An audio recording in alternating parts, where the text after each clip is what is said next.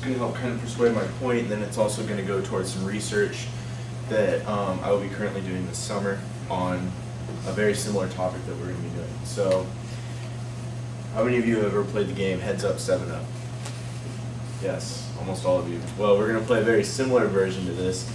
So if everyone could put their heads down, so no one, I know it's going to be difficult these tests, but or you can just close your eyes the best of your abilities. Even camera guy. You're all going to be part of some research questions real quick. So there's 4 of them, and just raise your hand, and it'll be easy as that. So, how many of you are registered voters?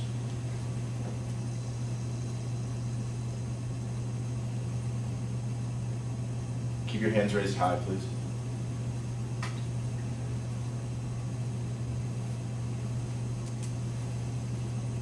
Thank you. Now, how many of you know how to register?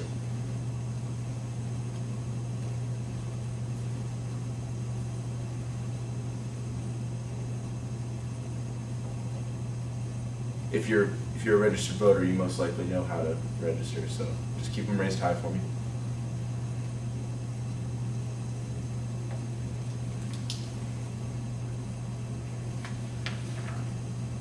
Now, how many of you want to vote?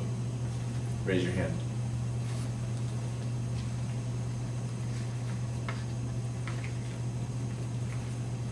Thank you very much.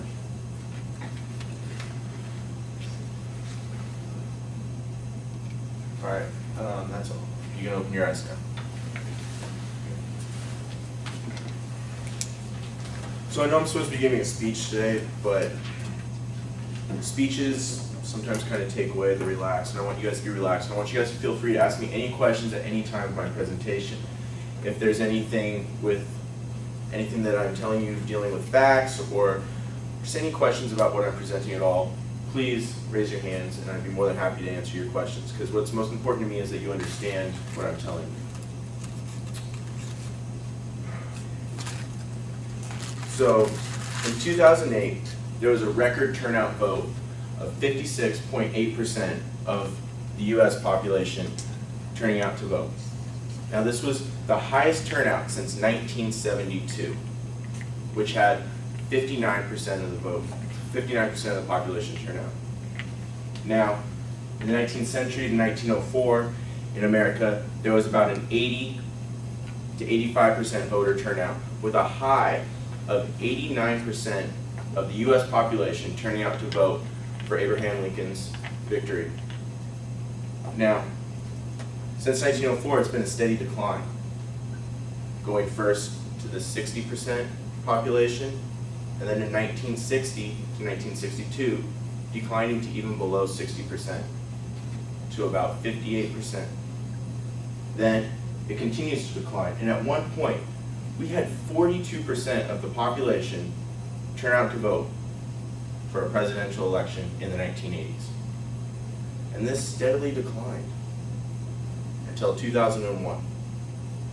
And I think we all know what happened in 2001. And this sparked a new sense of patriotism for everyone.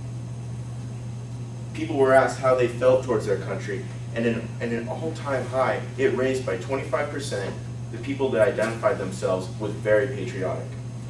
Voter turnout, for the first time in almost 100 years, was on the rise instead of on the decline. And it has steadily increased until today. Now, this is due to a variety of things. It's not just due to 9/11.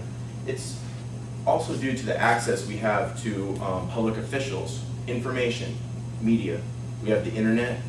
Everyone almost has a TV in their house. People are becoming more educated and more aware of what's going on in their country. And this is increasing people to turn out and vote. Now, there is really 2 types of elections. There's the presidential election, and then there are what we call off years, which is they're not very well televised or really followed by the media, and those are called non-presidential election years. And of course, the presidential election years are at an all-time high, and then with a steady increase of the population, but incredibly low for non-presidential election years. At one point, the average right now in 2008 was 56.8 for a presidential election year. But the very next year, 2009, a non-presidential election year, only 37.6% of the population turned out to vote. So this brings me to what we're going to talk about today. We are going to examine one question, but this question can be asked in two different ways.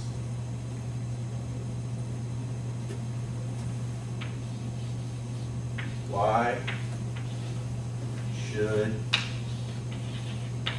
I vote?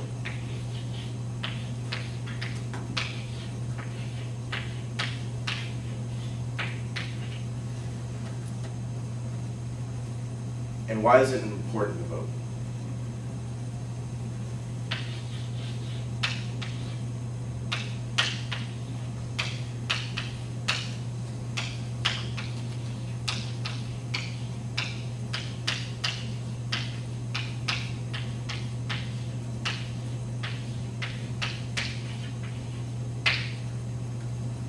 These are two questions I want you to keep in mind while I'm speaking to you today.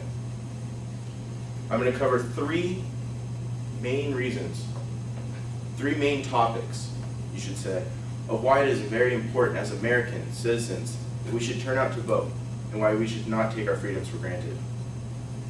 The first is the high price we have had to pay in order to vote.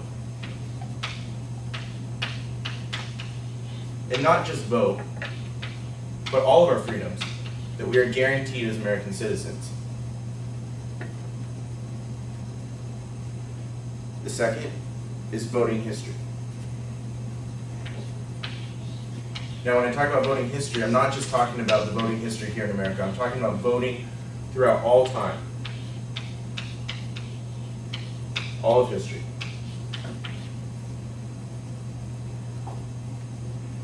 And then lastly, we're going to examine again the very important question that people ask themselves. So why should I vote? So many people ask that. They want to know why it's even important. And a lot of times they don't get an answer.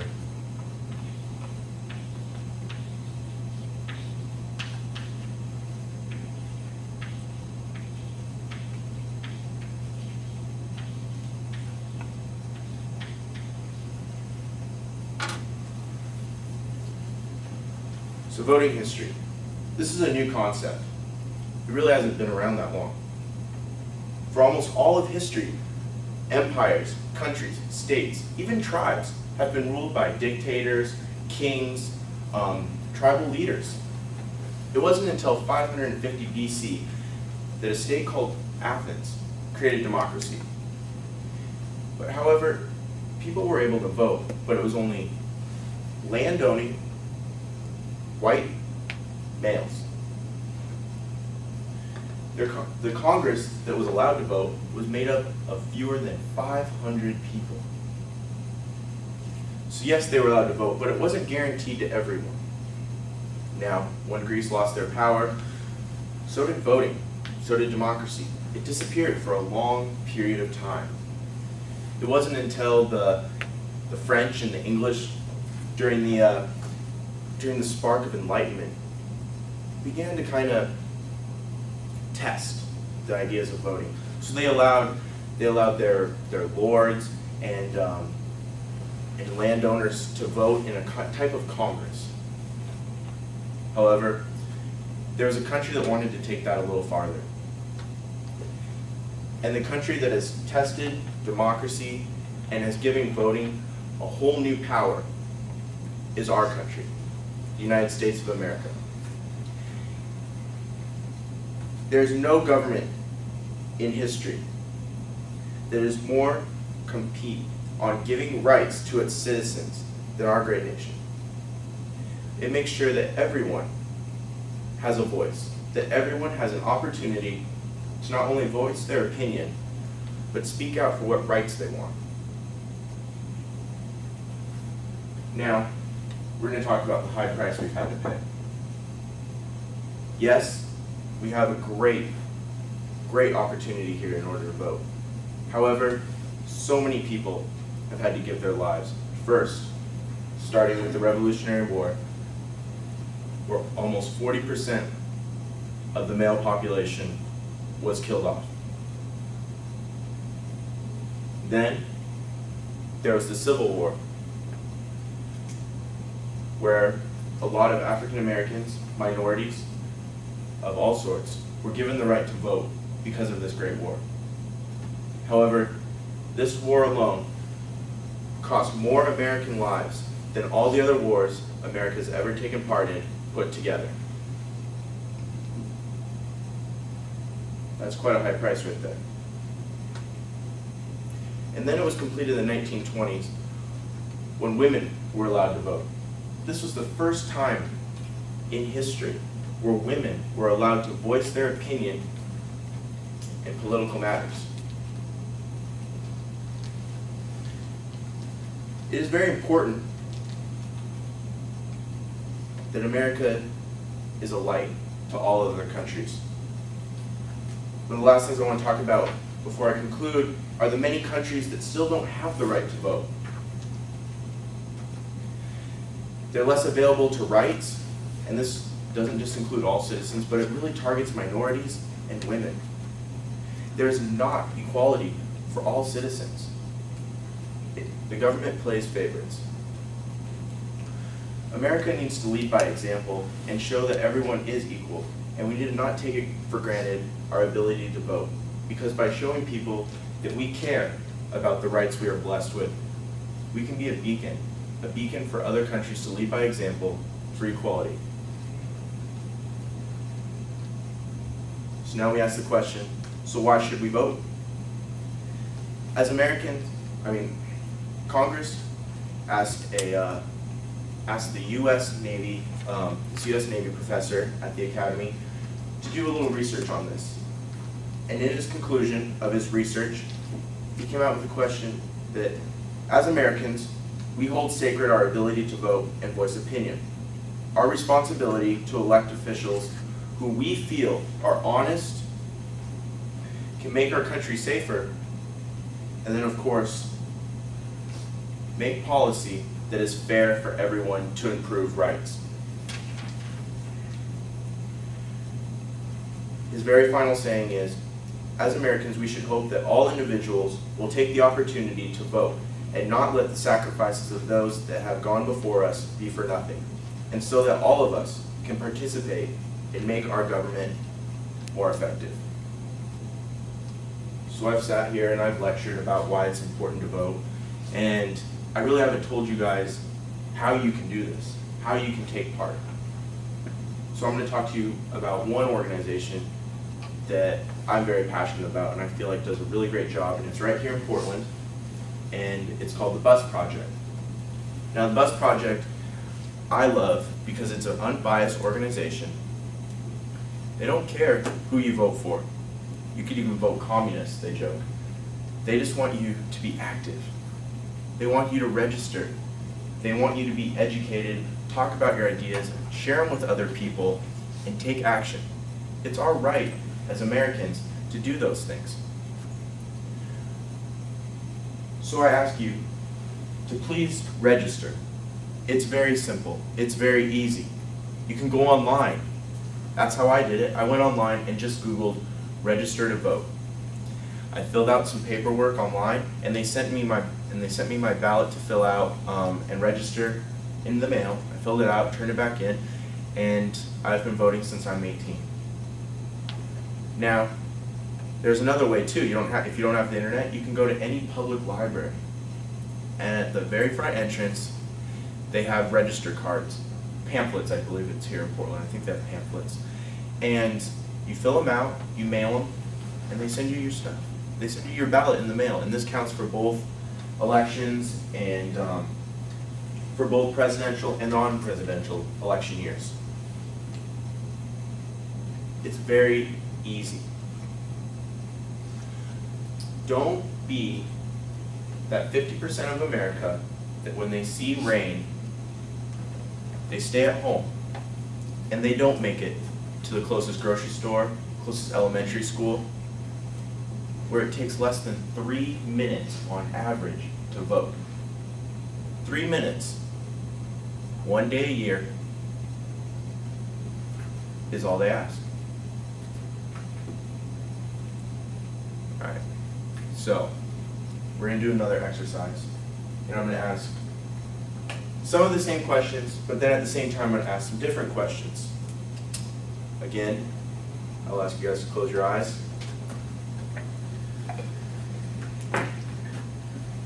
Even camera guy.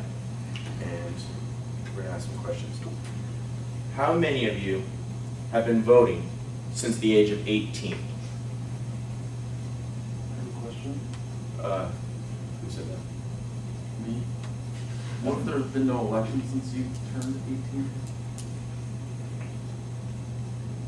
I guess that's it. Were you 17 when you came to college? No. But there has. No.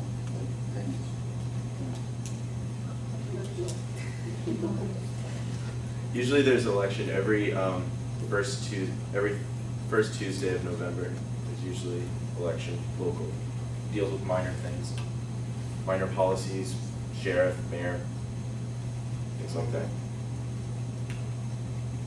So how many of you have been voting since the age of 18?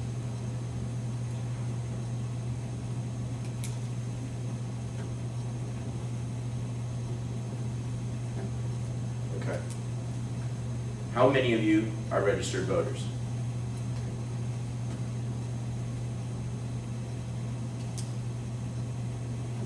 Okay.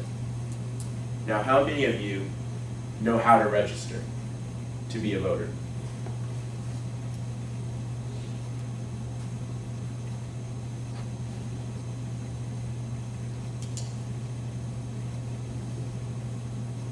Now, how many of you want to vote?